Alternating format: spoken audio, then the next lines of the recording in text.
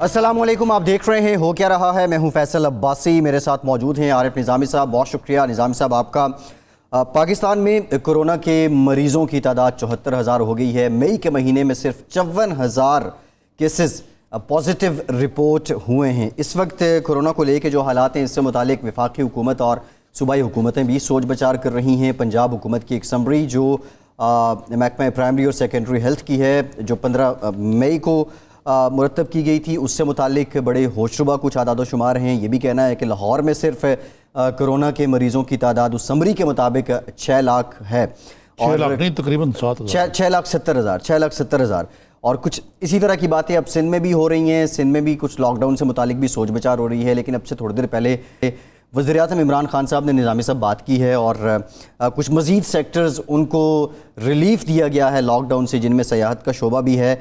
और prime minister ने यह भी कहा है कि कंस्ट्रक्शन का शोबा तो पहले दिन से ही बंद नहीं करना चाहिए था। हालात इस वक्त ख़ास गंभीर हैं। कुछ कोरोना के इलाज से मुतालिक भी बातचीत हो रही है। कोरोना के साथ साथ पैरेलल सियासत भी चल रही है। निज़ामी साहब, चैलेंजेस अपनी जगह हैं। कोरोना इज़ अ चैलेंज, टिड्डी दल इज़ अ चैलेंज, फिर हम बॉर्डर्स पे देख रहे हैं, LOC पे भी, और फिर भारत की जो चीन के साथ टेंशन है, पाकिस्तान ज़ाहिर है उसके लिए, पाकिस्तान के लिए मसाइल तो हैं, और भी बहुत से मामलात हैं। फिर सूबों के दरमियान जो वर्किंग रिलेशन है उस पर भी बड़े सवाल उठते हैं। लेकिन आज जो प्राइम मिनिस्टर साहब ने बात की है, लॉकडाउन को मज़ीद कुछ रिलीफ दिया जा रहा है कुछ सेक्टर्स को, आप समझते हैं ये फ़ैसला ऐसे वक्त में जब केसेस बढ़ रहे हैं मुनासिब है? देखिए, वैसे तो फ़ारसी का है वो अमूर ममलकत खसरवान आनंद खान साहब को बेहतर पता होगा, उनके पास सारे फैक्ट्स होंगे। लेकिन जो फैक्ट्स सामने आ रहे हैं, ये उल्टी गंगा बहाई जा रही है कि जो जो मर्ज बढ़ता गया आप उसको खोलते जा रहे हैं। जी ठीक है ना, आपने जो भी फिगर दी है, ये मई के महीने में 3 गुना इजाफा हुआ है जी। और WHO का जो एक अंदाज़ा था कि 2 लाख हो जाएगा जी at the end of June या जुलाई में जी, वो अब अचीवेबल लग रहा है जी। अब हुकूमत की जिम्मेदारियां की जो मजबूरियां भी अपनी जगह पे हैं कि जी बेरोज़गार मर जाएगा, इकॉनमी का पहिया जो है वो चलाना। आज स्टेट बैंक की रिपोर्ट आई है जो बड़ी खौफनाक है जी। ऐसे ही है निज़ामी साहब, वो कह रहे हैं कि जो मार्च तक के भी की है, पिछले क्वार्टर की जी जी, लेकिन वो बहरहाल बड़ी काबिल गौर है कि इन्वेस्टमेंट नीचे जा रही है, ना होने के बराबर है जी। रुपए की कदर और नीचे जाएगी जी, ठीक है ना जी, डॉलर और ऊपर जाएगा, बेरोजगारी बढ़ेगी, लिक्विडिटी बढ़ेगी, कारोबार बंद होंगे। तो शायद इमरान खान साहब के ज़हन में ये भी है। लेकिन जो इस तनाज़र में ये जो चीफ मिनिस्टर पंजाब को जो रिपोर्ट 15 मई को सबमिट की गई थी जी, एक टेक्निकल वर्किंग ग्रुप है, कंसोर्शियम है, एक कंसोर्शियम बनाया गया, उसमें डॉक्टर और वो लोग भी, माहिरीन भी शामिल थे जी। उन्होंने लाहौर के मुख्तलिफ इलाकों का सर्वे किया जी और सैम्पलिंग की जी। उसके मुताबिक जो कोरोना वायरस से मुतासर लोग हैं जी लाहौर के अंदर जी, उनकी क्या परसेंटेज है?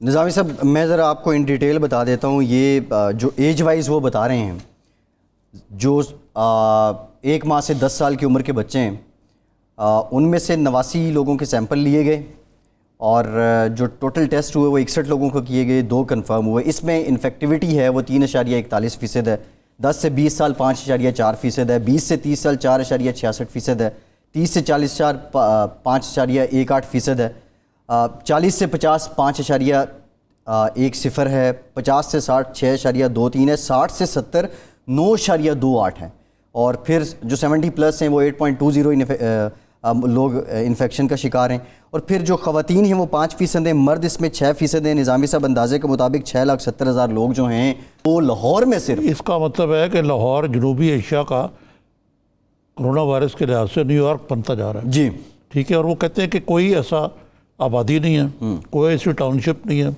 कोई ऐसा दायरा नहीं है जी जो इससे मुतासर ना हो जी। तो फिर तो ये हुआ कि ये कोरोना से डरना नहीं, मरने वाली बात ही है ना जी।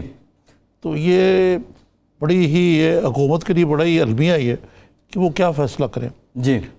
लेकिन मेरी राय में ये जो स्मार्ट लॉकडाउन है और इस किस्म की जो दूसरी चीज़ें, ये तो कतल नाकाम रही हैं। निज़ामी साहब अभी और हमने देखें जी बात ये, मैं कई दफ़ा प्रोग्राम में पहले भी कह चुका हूँ कि बाकी मुल्क भी लॉकडाउन को नरम किए जा रहे हैं। जी जहाँ बहुत ज़्यादा अमवात हुई वो भी नरम किए जा रहे हैं। जी लेकिन वहाँ जो कर्व है वो पहले ऊपर जा रहा था यूँ, फिर वो यूँ, अब वो यूँ जा रहा है। जी तो उन्होंने उसको जी कम करना शुरू किया।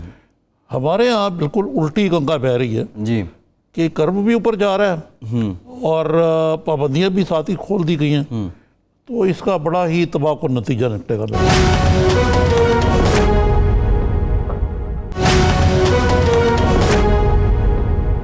इसके इलाज से मुतालिक भी डेवलपमेंट हुई है। यूनिवर्सिटी ऑफ हेल्थ साइंसेज जो है उसके वाइस चांसलर डॉक्टर जावेद अकरम साहब ने भी एक दावा किया है। डॉक्टर साहब ने हमें वीडियो लिंक पे भी ज्वाइन कर लिया है। डॉक्टर साहब बहुत शुक्रिया आपके वक्त का। डॉक्टर साहब आपसे गुफ्तगू करते हैं। निज़ामी साहब ये तो ग्राउंड रियलिटीज़ हैं, पहले मैं आपकी तरफ आता हूँ। निज़ाम साहब ये तो ग्राउंड रियलिटीज़ हैं जिनकी आप बात कर रहे हैं, फैसले भी हो रहे हैं, लेकिन इसका इलाज, उसकी तलाश एक बड़ी पुरस्कार सा मामला है। जी जी जी जी जाहिर है कि इसका इलाज तो भी कोई दरियाफ्त नहीं हुआ।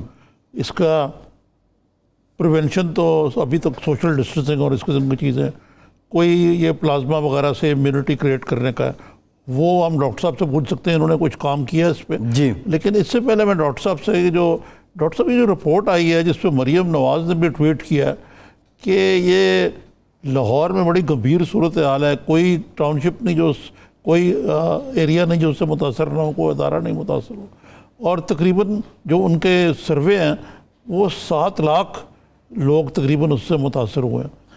और ख़ास तौर पर जो 50 साल से उम्र के लोग हैं वो तो ऑलरेडी बहुत ही वल्नरेबल हैं। डॉक्टर साहब इस पर क्या तबसरा करेंगे आपके इसके रिपोर्ट की तनाज़र में? क्या लॉकडाउन को नरम कर देना चाहिए या लॉकडाउन को सख्त कर देना चाहिए या कुछ नहीं करना चाहिए? बहुत शुक्रिया आरिफ भाई। देखें, सबसे पहले तो मैं ये बताऊं कि लॉकडाउन को नरम क्या करना है। लॉकडाउन तो है भी नहीं और हुआ भी नहीं था कभी पाकिस्तान में। जिसको हम लॉकडाउन का नाम देते थे वो एक पॉलिटिकल, मेरा ख्याल है, माइलेज लेने के लिए थी कि, लेकिन कोई भी अभी तक इम्प्लीमेंट नहीं कर पाया लॉकडाउन। इसलिए वो रिलैक्सेशन का तो अगर, और जैसे आपने बिल्कुल सही फरमाया कि ना ये साइंसी बुनियादों पे हुआ था लॉकडाउन, ना इसके ऐलान किए गए थे साइंसी बुनियादों पे। साइंसी बुनियादों पे अगर होता तो फिर ज़ाहिर है ज़रा थोड़ा सा मेरे हिसाब से वो अर्ली था, प्रिपेयर्ड नहीं थे हम, उसको मार्जिन देते और फिर कर लेते ताकि लोग स्टॉक्स कर लेते और अपनी ज़रिए मुआश का ज़रिया का कोई कर लेते, पहले ये इस तरह कर लेते। और फिर जब ये इसकी पीक ज़्यादा तेज़ी से ऊपर गई उस वक़्त ये ज़्यादा शायद बेहतर होता, लेकिन ये भी कोई ख़त्म ही नहीं कहा जा सकता। लेकिन डेफिनेटली इसको ख़त्म जितने भी मुल्कों ने किया और जो रिकमेंडेड भी है वो ये है कि जब आप फ्लैटनिंग द कर्व कर ले, जब आपकी ट्रांसमिशन रेट इतना हो जाए कि आगे ना बढ़ रहा हो, उसका मतलब ये हरगिज़ नहीं होगा कि केसेस ख़त्म हो जाएं। उसका मतलब होगा कि केसेस की स्पीड इंक्रीज़ की, एक्सेलरेटेड स्पीड ख़त्म हो गई और अब फ्लैटन हो रहा है कि जितने आपके ठीक हो रहे हैं उतने ही आपके बीमार हो रहे हैं और आपके हॉस्पिटल की कैपेसिटी मौजूद है। और दूसरा, लॉकडाउन का मकसद किसी हद तक ये भी होता है कि आप अपनी हेल्थ सर्विसेज को प्रिपेयर कर लें इस दौरान, और ताकि अगर लॉकडाउन जब रिलीज़ करेंगे तो हॉस्पिटल्स में ये सस्टेनेबिलिटी आ जाए। तो ऐसा हुआ नहीं, और ये अनफॉर्चुनेट चीज़ है कि जैसे अभी आप बता रहे हैं कि तकरीबन ये बनती है 4 से 5% आबादी लाहौर की, और मैं समझता हूँ कि लाहौर क्योंकि बहुत डेंसली पॉपुलेटेड भी है, बहुत बड़ा शहर भी है, तो इसलिए इसका ज़ाहिर है ये होना कि भाई ये ट्रांसमिशन होना ये कोई अजूबा नहीं है। लंदन में देख लें, बर्मिंघम में देख लें, मैनचेस्टर में, लेकिन दूसरी तरफ अगर सब अर्बन और रूरल एरियाज़ में देखें, जो उनकी रूरल काउंटीज़ हैं, फॉर एग्ज़ाम्पल आप डेवन में देख लें तो वहाँ चंद 100 केसेस हुए हैं और हार्डली सिंगल डिजिट मोर्टेलिटी कभी हुई है जी। इसलिए इस वायरस का बहुत ज़्यादा तल्लक है पॉपुलेशन डेंसिटी और लाहौर के अंदरून शहर, इचरा और इन लोगों जगहों पे।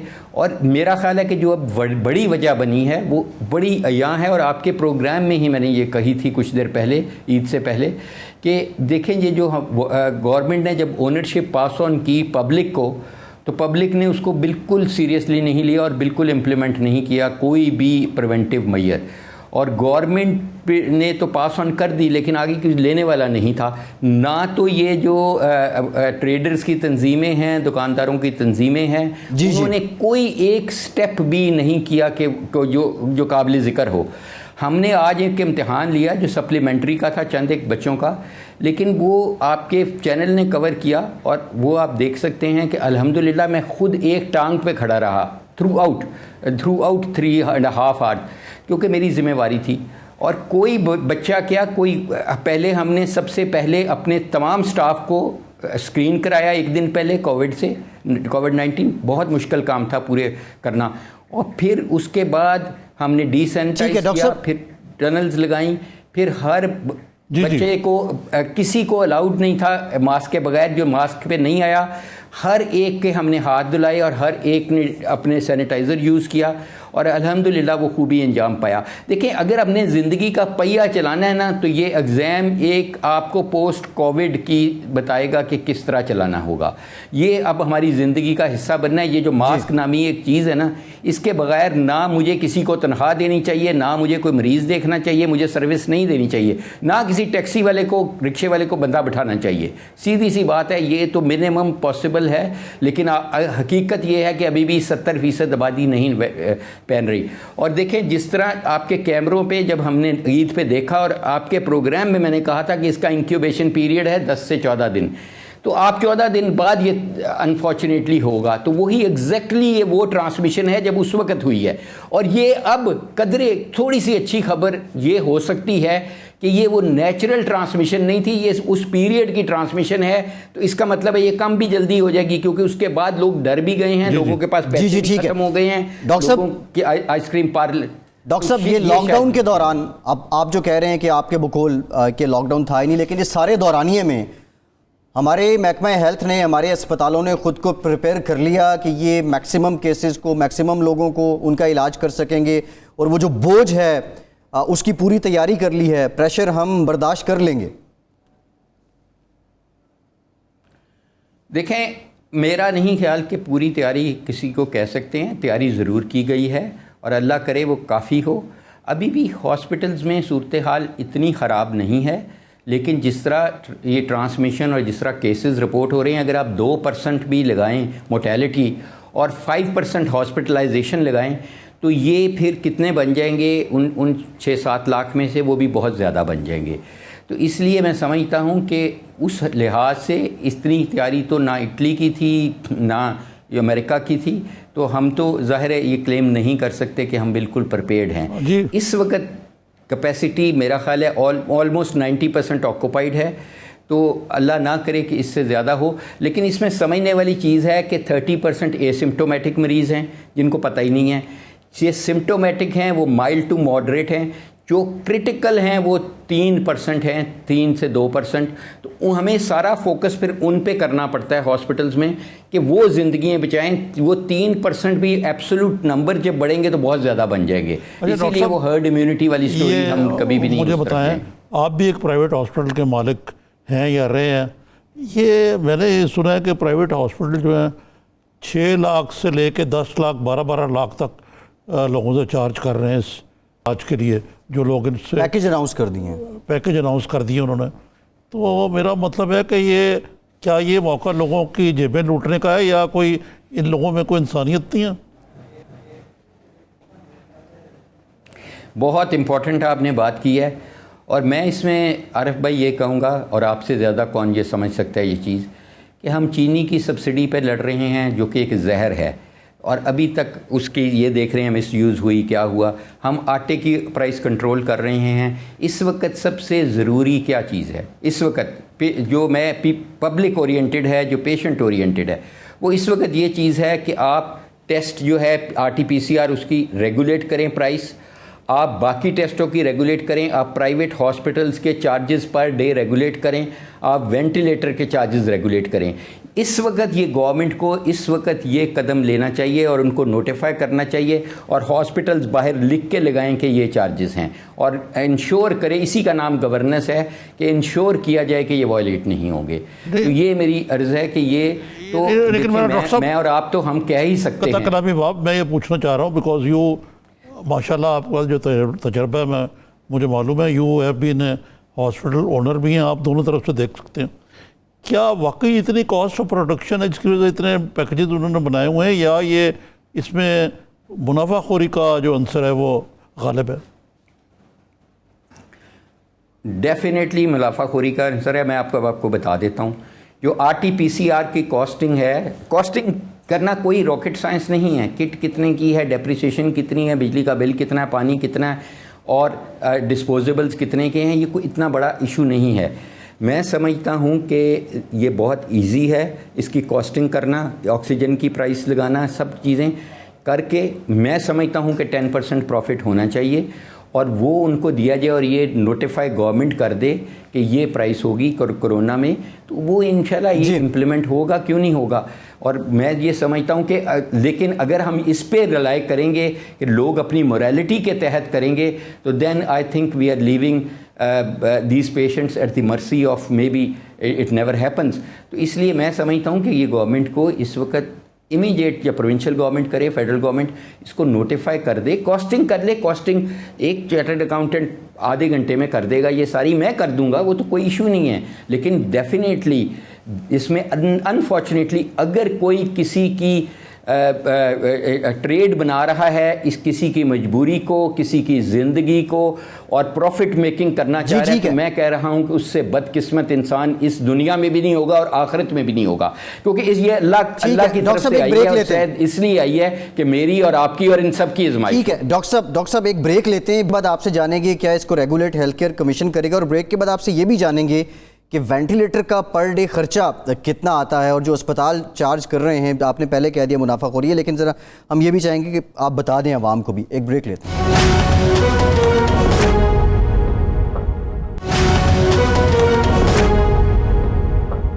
ब्रेक के बाद एक बार फिर से आपको खुशामदीद कहेंगे। डॉक्टर साहब ब्रेक से पहले भी हम बात कर रहे थे, एक तो आपने हमें ये बताना है कि एक और बड़ी डेवलपमेंट है कि प्लाज्मा की सब्स्टिट्यूट के तौर पे आपने हाइब्रिड ड्रामा टेक्निक उस पर काम किया है लंदन की एक इंस्टीट्यूट के इश्तराक से, उसकी डिटेल भी आपने बतानी है। लेकिन उससे पहले ये बता दें अपने तजर्बे से, जो वेंटिलेटर पे अगर कोई मरीज़ जाता है तो जो सारी कॉस्ट है वो कितनी अस्पताल को एवरेज पड़ती है, खा वो किसी भी बीमारी से मुतालिक मरीज़ हो, और अभी जो चार्ज हो रही है वो तो आप पहले से कह चुके हैं मुनाफाखोरी है, और आइसोलेशन वार्ड्स की जो चार्जेस ज़्यादा हैं प्राइवेट हॉस्पिटल्स में, ये रिस्क फैक्टर का क्या इतना ज़्यादा है कि वो उस मुनाफाखोरी को जस्टिफाई करते हैं? नहीं, मैं समझता हूँ कि ऐसा नहीं है। देखें, एक तो आइसोलेशन में अगर आपने किसी को कमरे में रखा हुआ है तो आपको एक्स्ट्रा कॉस्ट क्या आ रही है। एक तो पहले ही आप उसके अगर चार्जेस कमरे के ही बहुत ज़्यादा हैं, जैसे किसी को VVIP रूम है, एग्जेक्टिव रूम है, वो तो एक फ़र्क चीज़ है। जहाँ पे बहुत बड़े कमरे हैं, जैसे होटलों में भी VVIP सूइट्स होते हैं जो भी, लेकिन एक ऑर्डिनरी कमरे के लिए मैं समझता हूँ ये एक basic with the basic facilities, क्योंकि ये ICU तो नहीं है तो इसकी इतनी ज़्यादा कॉस्ट नहीं होनी चाहिए। सिर्फ इस पर जो ऐड ऑन कॉस्ट होगी वो सिर्फ ये होगी कि जो PPE वगैरह पहननी है, तो PPE देखें, वो जो एक PPE है वो हमने खुद 9000 PPE पर डे बांटे हैं, तो वो कोई 300 से 400 रुपये आती है, और मास्क की लगा लें वो भी इतनी 200 रुपये आ जाएगी, और मेरा समझता हूँ इससे ज़्यादा नहीं उसको इंक्रीज़ करना चाहिए था। जहाँ तक ICU, yes ICU is an expensive business, no doubt, everywhere in the world, that's no doubt. Ventilator की जो अपनी कॉस्ट है वो शुरू होता है कोई 20 लाख से, लेकिन वो जा सकता है 40 लाख तक, डिपेंड करता है उसके मोड्स कितने हैं कितने। लेकिन इसमें बहुत बेसिक से वेंटिलेटर्स चाहिए होते हैं, इसमें ज़्यादा वेंटिलेटर की ज़रूरत, वो मोड्स की नहीं ज़रूरत, क्योंकि इसमें मैकेनिकल वेंटिलेशन सिर्फ करनी है। ऑक्सीजन की कॉस्ट आएगी तकरीबन, अगर हम 24 घंटे भी लगाएंगे तो वो कोई 4 से 5-6 हज़ार तक आएगी ज़रूर। 4 लीटर पे करेंगे हाई फ्लो ऑक्सीजन, 10 लीटर पे भी करेंगे तो 10,000 हो जाएगी। तो इस तरह बाकी तो वही जो हॉस्पिटल जो कुछ कर रहा है अपने तौर पे ऑलरेडी, बिजली पानी और ये वो तो वो कॉस्ट कर ही रहा है। तो मैं ये समझता हूँ कि इसको बहुत इजीली हम कॉस्टिंग कर देते हैं, और ये कॉस्टिंग करके हॉस्पिटल के एक तो पब्लिक कर दें इन फिगर्स को। अगर चीनी की कंट्रोल करते हैं आटे की, वो तो जान बचाने वाली चीज़ नहीं है बल्कि जान लेने वाली चीज़ है, ख़ासकर चीनी के कोई फ़वायद नहीं है, सो इट्स वाइट पॉइजन। तो ये तो बचाने की है। इस वक्त तो मेरा ख्याल है फौरी तौर पे ये करना ज़रूरी है कि जितनी कोविड रिलेटेड ये हैं सर्विसेज, इनको फिक्स कर दी जाए प्राइस।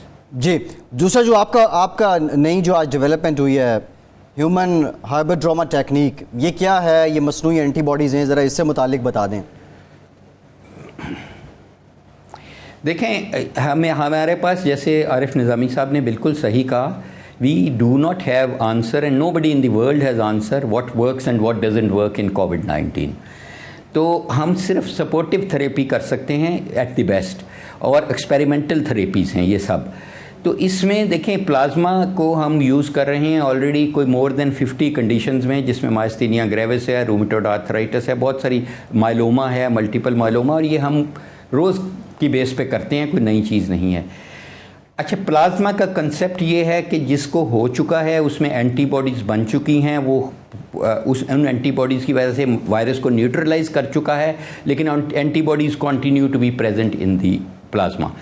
तो हम फिर उन डोनर से जो 15 दिन पहले नेगेटिव हो गए और उनके पास उनका टेस्ट करते हैं कि एंटीबॉडीज़ मौजूद हैं IgG, वो हार्वेस्ट कर लेते हैं। सिर्फ प्लाज्मा ब्लड उनको वापस चला जाता है सिस्टम के ज़रिए, प्लाज्मा फ्रीसिस के ज़रिए, और हम वो एंटीबॉडीज़ उन लोगों को लगा देते हैं जिनको इस वक्त जो स्ट्रगल कर रहे हैं टू लिव। अब इसमें एक तो फ्लूइड ओवरलोड, हार्ट फेलियर वगैरह का है कि 600 cc आप एकदम दे दें। दूसरा ये है कि इसमें कई अननेसेसरी चीज़ें भी चली जाती हैं। तो उसका हमने एक हल निकाला, और ये हमारे साथ और भी यूनिवर्सिटीज़ ने निकाला, और इसमें हमारी कोलैबोरेशन चाइनीज़ यूनिवर्सिटीज़ के साथ है कि हमने प्लाज्मा से IgG निकाल ली। तो आज हमने पहला मरीज़ IgG के साथ भी ट्रीट कर दिया, which is taken out of plasma, just IgG क्या होता है? IgG क्या होता है? आम अल्फाज में डॉक्टर साहब, इम्यूनोग्लोबुलिन जी। जी, इम्यूनोग्लोबुलिन जी वही जो एंटीबॉडीज़ हम प्लाज्मा में दे रहे थे, वो तो प्लाज्मा में और भी बड़ा कुछ दे रहे थे, और वो डाइल्यूटेड फॉर्म में थी, ये कॉन्सेंट्रेटेड फॉर्म में, उसी में से हमने एक्सट्रैक्ट की हैं प्लाज्मा में से इम्यूनोग्लोबुलिन जी। अच्छा, ये इसका लिमिटेशन फैक्टर ये है डोनर्स, और इसकी जो बाकी के हम डोज बहुत ज़्यादा नहीं बढ़ा सकते क्योंकि सप्लाई लाइन अच्छी नहीं है, क्योंकि लोगों को हम कह तो रहे हैं कि जी आपको अल्लाह मियाँ ने शफा दिया है तो आप अपना सदका निकालें कि अपना प्लाज्मा दे दें, but they are very reluctant somehow, और ये ब्लड ग्रुप स्पेसिफिक होता है। तो अभी हाइब्रिडोमा, ह्यूमन हाइब्रिडोमा टेक्निक कोई नई नहीं है, ये भी हम पहले यूज़ कर रहे हैं कि यहाँ पे हम अपने कंटेनर्स में, ये जो 60 फुट के कंटेनर्स हैं कार्गो के, उनको अपनी ग्राउंड्स में, अपने दूसरे कैंपस में काला शिकागो में बायो सेफ्टी के मद्देनज़र रखते हुए, इसीलिए उसमें करते हैं कि वहाँ हम माइस को इन्फेस्ट करते हैं इस वायरस से, और माइस के साथ उसके माइलोमा सेल लाइंस करते हैं ताकि फ्यूजन करके हम सिंथेटिक एंटीबॉडीज़, इस यही IgG सिंथेटिकली बना सकते हैं। तो ये भी अभी एक्सपेरिमेंटल है, लेकिन इसकी लिमिटेशंस हमारे पे नहीं होंगी। अब मैं आपके ज़रिए एक बहुत इंपॉर्टेंट बात करने लगा हूँ कि ये कोई रॉकेट साइंस नहीं है। जब हमें आज भी मुझे 3 लोगों ने फ़ोन किए, और बल्कि आए, और उन्होंने ज़िद की कि हमारी माँ मर रही है और एक का बेटा मर रहा था। I can understand. उन्होंने कहा, मैंने उन्हें कहा जी जो ट्रीटिंग फिजिशियन है उनसे बात कराएं। जब ट्रीटिंग फिजिशियन से बात की तो उसने कहा जी ये 7-8 दिन से वेंटिलेटर पे हैं, ब्लड प्रेशर भी नहीं आ रहा, बड़ी मुश्किल से हम आइनोट्रोप से चला रहे हैं, ऑक्सीजन ज़रा सी कम करते हैं तो बिल्कुल ख़त्म हो जाता है, ऑर्गन फेलियर है, गुर्दों का भी इफ़ेक्ट हो गया हुआ है, किडनी का। इसमें हरगिज़ इन चीज़ों का ज़ीरो फ़ायदा होगा, ज़ीरो। लेकिन क्योंकि वो इमोशनल होता है बंदा, तो उसको पता होता है कि कुछ ना कुछ करना है, frustration, and I can understand. तो मैनी टाइम्स हम उनको फिर दे देते हैं ताकि उनको ये गिला ना रहे कि मेरी माँ मर गई और डॉक्टर ने प्लाज्मा नहीं दिया। That is of level indication total. इसकी जो मेन इंडिकेशन है वो ये है कि people who are not maintaining their oxygen on air and then on oxygen 4 litre पे हाई फ्लो ऑक्सीजन, उनकी ऑक्सीजन सैचुरेशन 80 के करीब रह रही है, 70 के करीब, वो वेंटिलेटर से बचाना है। वेंटिलेटर पे तो गए तो 95% मोर्टेलिटी है। Early cases, that is the main thing. Doctor साहब बहुत शुक्रिया, डॉक्टर जावेद अकरम साहब आप हमारे साथ मौजूद थे, और डेवलपमेंट्स भी साथ साथ हो रही हैं। निज़ामी साहब, ये तो प्योरली तिब्बी मामला है कोरोना, लेकिन इसके असरात आपको पता है मुआशी भी हैं, बाकी भी हैं। पाकिस्तान का एक और तिब्बी सियासी मसला है। पाकिस्तान में ये मैं आपसे अर्ज़ करने लगा था, बदकिस्मती से शायद ही किसी ऐसे मुल्क में हो जो हमारे यहाँ हो रहा है कि ये सियासी मसला बन गया। और मसलन वज़ीर आला सिंध ने सही टाइम पे बर वक्त इक़दाम किए जो बाद में पता लगा कि सिर्फ यही उसका इलाज है। लॉकडाउन कोई स्मार्ट रूट कोई नहीं होता, लॉकडाउन मीन्स लॉकडाउन जो हमने किया ही नहीं, क्योंकि हमारी पॉलिटिकल विल नहीं थी करने की। अब वो उसके बेसिस पे एक जंग और जदल चल रही है जी। एक तो ये इसको पोलिटिसाइज किया गया अननेसेसरली, फिर ऊपर से ये जो दूसरा मसला हुआ है कि जो इसमें हमारे जो टेक्नोक्रेट्स हैं, यानी कि जो डॉक्टर हैं जी, जिस तरह डॉक्टर मिर्ज़ा खुद हैं जी, ज़फ़र मिर्ज़ा साहब, इन लोगों की राय मुकद्दम होनी चाहिए थी। साइंसदान है जिस तरह जी, लेकिन फैसले पॉलिटिकल लेवल पे हो रहे हैं। अब आप इससे ज़्यादा सियासी बात क्या देखेंगे कि उमर साहब कल किसी चैनल पे कह रहे थे कि ये रमज़ान के मिडल तक मामला ठीक था जी, फिर क्योंकि हमने ईद की वजह से लॉकडाउन कम किया तो उससे ख़राब हो। यानी ये रियलिटी को अपने आप से भी छुपा रहे हैं जी, कौम से भी छुपा रहे हैं। निज़ामी साहब एक और मेरा सवाल है। देखिए चैलेंजेस की हम बात करते हैं, आपको पता है इस वक्त जो रीजन है उसमें भी टेंशन है। इस वक्त टिड्डी दल भी कोई छोटा बहरान या छोटा मसला नहीं है। आपकी 70% लेबर फोर्स ज़राअत के साथ है। टिड्डी दल जो है वो रीजनल सोल्यूशन चाहता है, अच्छा, लेकिन ना हमारे पास जहाज़ है ना हमारे पास दवाई है, क्या करेंगे आप? अच्छा, उसके अलावा चैलेंजेस और भी हैं। इमरान खान साहब का एहतसाब का मिशन भी है। आप नहीं समझते कि कोरोना इस वक्त फर्स्ट प्रायोरिटी होनी चाहिए, वफाकी हुकूमत की भी, सूबाई हुकूमतों की भी, और कहीं हमें नज़र नहीं आ रहा कि कोरोना फर्स्ट प्रायोरिटी? ऐसा नहीं है। दूसरे देखें, जिसको कहते हैं ना अंग्रेज़ी में हुक्मरान तबका तो अपने आइवरी टाज में रहता है ना, जी, वो इस्लामाबाद में बैठ कर सब अच्छा लगता, जी, ठीक है ना जी, सारा कुछ एक हिसाब किताब से चल रहा होता है। जी, लेकिन शायद हुक्मरानों को यह एहसास नहीं है, और वज़ीर आला पंजाब का ये कलीदी फ़र्ज़ है कि वो एहसास दिलाते हैं जी, कि लाहौर में इस खबर से कितना पैनिक फैला हुआ। जी, ऐसे ही है, यह है या नहीं है? बिल्कुल ऐसे है, और ये 15 दिन पहले की है। वो कहते हैं ठीक है जी ये होता है, ये तो यूँ है, ये आए बाएँ शाएँ करके। ठीक है। अच्छा निज़ामी साहब, मैं तिब्बी सियासी मसले जिसकी बात कर रहा था, ये कोरोना तो खैर पिछले 3-4 महीनों से ये चल रहा है। ये एक सिलसिला कोई 2-2.5 साल से है। पाकिस्तान का सबसे बड़ा तिब्बी सियासी मसला, और वो नवाज़ शरीफ साहब की सेहत है। और फवाद चौधरी साहब ने आज ये मुतालबा किया है, प्राइम मिनिस्टर साहब को चिट्ठी भी लिख दी है कि उनकी जो रिपोर्ट्स, जो टेस्ट जो पाकिस्तान में हुए थे, उन रिपोर्ट्स की तहकीकात करवाई जाएं, क्योंकि जो तस्वीर लंदन से ताज़ा तरीन मौसूल हुई है उसमें वो उनकी सेहत। मैं आपको बात बताऊं, फवाद चौधरी साहब बड़ी दबंग शख्सियत है जी, बात उन्होंने बिल्कुल ठीक कही है। लेकिन ये मेरे ख्याल से बात जो है ना, ये फवाद चौधरी साहब से बहुत बाला है जी, ये टेस्ट जो हैं ये डॉक्टर किए गए मेरे अपनी इतला के मुताबिक, और ये किस लेवल पे डॉक्टर किए गए आप ये समझ सकते हैं जी, और एक खसूसी जजी लेबॉर्ट्री से कराए गए। प्राइम मिनिस्टर का अपना अस्पताल है, लेकिन उन्होंने वहाँ से इसलिए नहीं कराया, कहेंगे कि ये तो क्योंकि इनका अस्पताल है। नवाज शरीफ साहब का भी अपना अस्पताल है, लेकिन आगा खान से नहीं कराए गए। जी, आप क्रॉस चेक करके देखते, जी, वो जैसे ही जहाज़ में बैठे पाकिस्तान की फ़ज़ाई दूर से निकले तो उनका वो जो प्लेटलेट से वो ठीक हो गए। जी, तो ये एक सियासी मामला जिसमें मेरा अपना ख्याल है कि मियाँ इमरान खान साहब जो हैं वो भी थोड़ा सा तजायल आरफाना से काम लेते हैं जब वो कहते हैं कि जी हमें धोखा दे के निकल के। जी, ये एक अंडरस्टैंडिंग से मियाँ नवाज शरीफ के हैं जी। ये मेरी अपनी अच्छा निज़ामी साहब, तज्ज़िया है आज यास्मीन राशिद साहिबा ने हमसे कमिट किया था, उन्होंने प्रोग्राम में आना था, लेकिन वो बवजह मसरूफियत आई थिंक मीटिंग में चली गई। ये बहुत से सवाल हैं जो उनसे आज पूछने वाले थे, लेकिन फवाद चौधरी साहब जो मुतालबा कर रहे हैं कि ये तहकीकात होनी चाहिए, तो क्या पंजाब यार देखें ना, सांप निकल गया आप लकीर पीटते रह जाएं, जी, क्या करेंगे आप? देखें ना मियाँ नवाज शरीफ जो हैं बीमार ज़रूर हैं, इस उम्र में कौन पे, मैं भी बड़ा बीमार हूँ फर्ज करें, जी जी उनको पता है कि जी शुगर भी है, उनकी करोटरी आर्टरी 20 साल से ख़राब है, हार्ट का मसला एक दफ़ा मरते मरते भी बचेगी, सही है सारी बात, लेकिन 4 माह से वो तो अस्पताल का उन्होंने चक्कर ही लगाया, वॉक कर रहे हैं वो। तो मेरा मतलब है कि वो बीमार ज़रूर हैं, लेकिन अल्लाह का फजल से अल्लाह उनको ज़िंदगी दे, वो किसी नज़ाई कैफियत में जी बिल्कुल ऐसे निज़ामी साहब। लेकिन सवाल इस पे ब्रेक के बाद बात करेंगे कि क्या पंजाब हुकूमत फवाद चौधरी साहब का मुतालबा तस्लीम करेगी। ब्रेक के बाद इस पे बात करेंगे।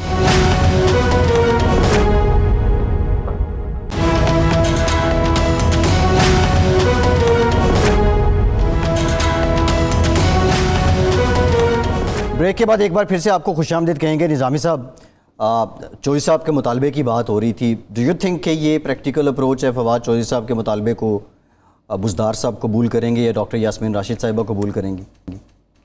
मेरा ख्याल है नहीं जी, क्योंकि सबको पता रिजल्ट है जी।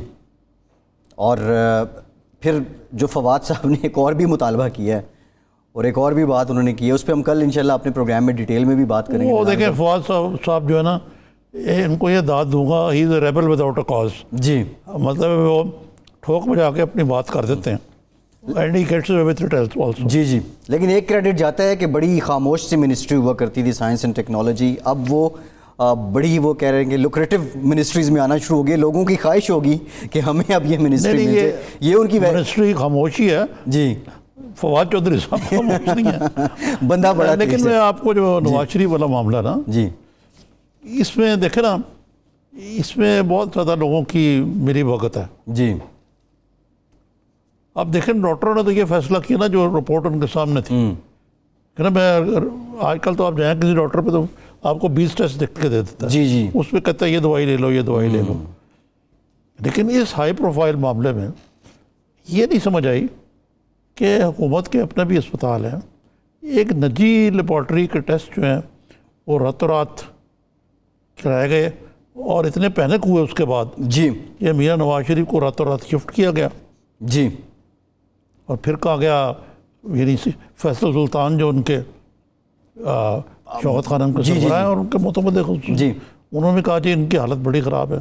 निज़ामी साहब, ये और आपको मालूम है कि जो डॉक्टर हैं अयाज महमूद जो के हेड है वहाँ जी मेडिकल बोर्ड के, जी जी जी, उनकी बड़ी इंक्वायरी वगैरह हुई है। जी बिल्कुल इंक्वायरी हुई। निज़ामी साहब, ये भी है, उनके बैंक अकाउंट तक फर ले गए जी कि जी आपने को पैसे दिए, और ये करने वाले नायब शैब वाले लोग थे। ये तस्वीर अभी हमारी टीवी पे भी नज़र आ रही है, जो हालिया तस्वीर आई और जिसके बाद भूचाल। और इस तस्वीर के आने की एक अच्छी बात और ये है कि मरियम साहिबा अब वो रूटीन की एक्टिव हो रही हैं। मरियम साहिबा एक सब मामले में एक्टिव है सिर्फ, जी, अब्बा की सेहत पे नहीं, जो मियां नवाज शरीफ का मामला उस पर ट्वीट करती हैं जी, अदरवाइज नहीं। देखें, ये पैकेज डील है,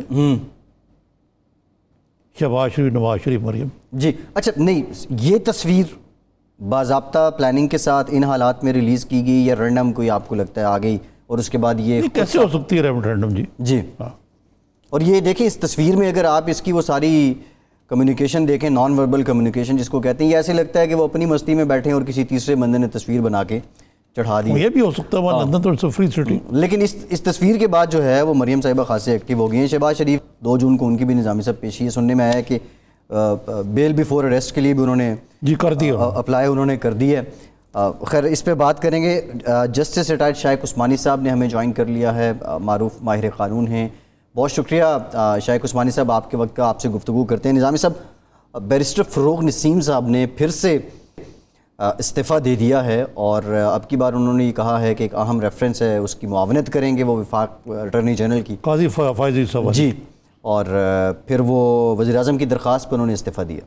जी उस्मानी साहब, अस्सलाम वालेकुम। मेरा तो यही सवाल है आपसे मुख्तसर कि ये पहले भी ऐसे हुआ, उन्होंने जनरल बाजवा का वकील बनने के लिए गुज़श्ता बरस नवंबर में इस्तीफ़ा दिया क्योंकि सारी लीगल टीम नालायक थी। अब ये दोबारा ऐसा हुआ, ये क्या फ़रोग़ नसीम ऐसे जौहर काबिल है कि हुकूमत को और कोई वकील नहीं मिलता नजीर शहबा से जो ये बात कर सके? और एक दूसरी बात है कि ये कुछ थोड़ी सी एनॉमली या ऑडिटी है या कोई कॉन्फ्लिक्ट ऑफ इंटरेस्ट है या ये मामूल की कार्रवाई है? देखिए, अक्सर ऐसा होता तो नहीं है और ना होना चाहिए, क्योंकि एक जो वजीर होता है किसी डिपार्टमेंट का, वो सारे मुल्क का वजीर होता है और उसको एक इंडिपेंडेंट व्यू पॉइंट होना चाहिए, कोई किसी की तरफ फेवर नहीं करना चाहिए। तो जब एक वकील किसी की वकालत करता है तो यकीनन उसकी फेवर करता है, उसकी साइड पर होता है। और लेकिन यहाँ पे सिचुएशन जो थी वो ये थी कि जैसा आपको मालूम है कि ये जो रेफरेंस चल रहा है इसमें कोई वकील तैयार नहीं है, गवर्नमेंट का कोई वकील उसकी पैरवी करने के लिए तैयार नहीं। जो नए अटॉर्नी जनरल हैं उन्होंने भी इनकार उन्होंने मदद कर दी, उन्होंने रिक्यूज कर दिया और दूसरे लोगों ने भी इनकार कर दिया। तो कोई उसमें हाथ नहीं डालना चाहता, ऑब्वियसली रीजन कि वो चूंकि वो जानते हैं कि वो वकालत कर रहे हैं और बाद में शायद उनको प्रॉब्लम कोई हो, लेकिन कोई मिल नहीं रहा था उनको वकील। तो अब एक वकील की तो ज़रूरत थी उनको, और मेरे ख्याल में चूंकि ये पहले भी ये कर चुके हैं ऐसा, रिज़ाइन करके जनरल साहब के लिए वो खड़े हो गए, लेकिन वो कोई इतनी इम्पोर्टेंट नहीं था जिसके लिए वो खड़े थे, क्योंकि उनके खिलाफ जो बातें थी वो इतनी ख़तरनाक नहीं थी। लेकिन अब जो वो वकालत कर रहे हैं वो सरासर फेडरेशन की तरफ से वकालत करेंगे, ये दिखाने की कोशिश करेंगे कि जो रेफरेंस अलवी साहब ने, सदर अलवी साहब ने पेश किया था वो रेफरेंस सही था, ये वो दिखाने की कोशिश करेंगे।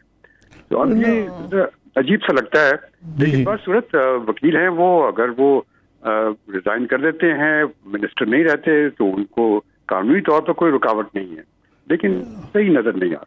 ये बताइए कि ये क्या वजह है कि कोई वकील इस केस को लेने को तैयार नहीं है, और हुकूमत क्यों इतनी इस मामले में सरगर्म है कि ज़रूर ये फायज़ ईसा को डिसक्वालीफाई करना है?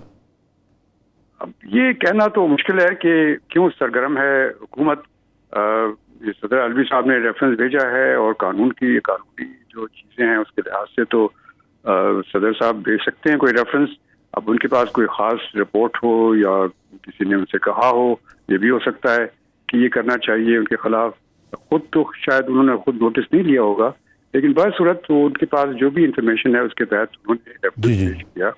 और थोड़ा सा कंट्रोवर्शियल भी हो गए थे फायज़ ईसा साहब, तो जब रेफरेंस पेश कर दिया, अब कोई वकील जो है उनकी तरफ से खड़ा नहीं होना चाहता। जी ठीक है, ये है कि वो उसकी वजह से साफ ये है कि बासूरत हर वकील को, चाहे वो अभी गवर्नमेंट में हो, बाद में तो गवर्नमेंट में नहीं होगा, तो उसको प्रैक्टिस तो करनी है, तो वो यकीनन ये नहीं चाहता कि जुडिशरी में उसका किसी तरीके से उसका इमेज खराब। जी ठीक है, बहुत शुक्रिया। आपसे रिटायर्ड शाइक उस्मानी साहब, बहुत शुक्रिया आपके वक्त का। निज़ाम से भी बात कर रहे थे, बता भी दिए इन्होंने कि उमूमी तौर पे ऐसा होता नहीं है। अच्छा, हम शहबाज शरीफ साहब की कुछ बात कर रहे थे, और तलबी 2 जून को, फिर वो क्वारंटाइन भी हैं, फिर BBA के लिए उन्होंने अप्लाई भी कर दिया है। आप मरियम नवाज़ साहिबा की बात कर रहे थे कि वो नवाज़ शरीफ स्पेसिफाई उस पर आती हैं, रिस्पॉन्ड भी करती हैं। शहबाज शरीफ साहब के इन सर्कमस्टेंसेस, ये जो मौजूदा हालात हैं, ये मरियम नवाज़ को कितना मुतासिर करेंगे? एक मुख्तसर आपको बात बताता हूं। जी, जिस अंदाज से हेल्थ ग्राउंड्स को शरीफ फैमिली ने यूज़ किया ना, जी, शायद ही किसी ने किया हो पाकिस्तान की तारीख में। जी देखिए, पहले मियाँ नवाज शरीफ जद्दा में थे, जी, तो उन्होंने ये कहा कि जी मेरे बेटे को मल्टीपल स्क्लेरोसिस हो गया, याद है आपको? जी ऐसे ही है। और मुशर्रफ और ये एक ब्रिगेडियर न्याज में रोम होते थे, जी, वो बड़े दोस्त थे मुशर्रफ को, उनसा भी तल्लक था। उनके थ्रू उन्होंने सिफारिश कराई कि जी ह्यूमैनिटरी ग्राउंड में लंदन जाने की इजाज़त देते हैं। जी, मुशर्रफ साहब जो है वो तबन एक वज़ादार और डिसेंट आदमी थे। जी, वो इसको ह्यूमैनिटरी मसला समझते हुए जी, उन्होंने वालिद साहब के इंतकाल पे मियाँ नवाज शरीफ के उनको फ़ोन भी किया था। मौजूदा जो हुक्मरान है उनकी तरह नहीं थे वो। जी, ठीक है, ये बात याद रखो। जी, उन्होंने कहा जी ठीक है, लेकिन एक शर्त है कि मियाँ नवाज शरीफ वहाँ जाके सियासत ना करें। जी, उन्होंने कहा सर हाजिर, बिल्कुल कुछ सवाल नहीं। हीथ्रो एयरपोर्ट पर लैंड उठते ही उन्होंने वहाँ पे बंदे इकट्ठे किए हुए थे अपने कारकुन, और उन्होंने मुशर्रफ की ऐसी तैसी फेर दी, और फिर ऐसी सियासत हुई कि COD हो गया।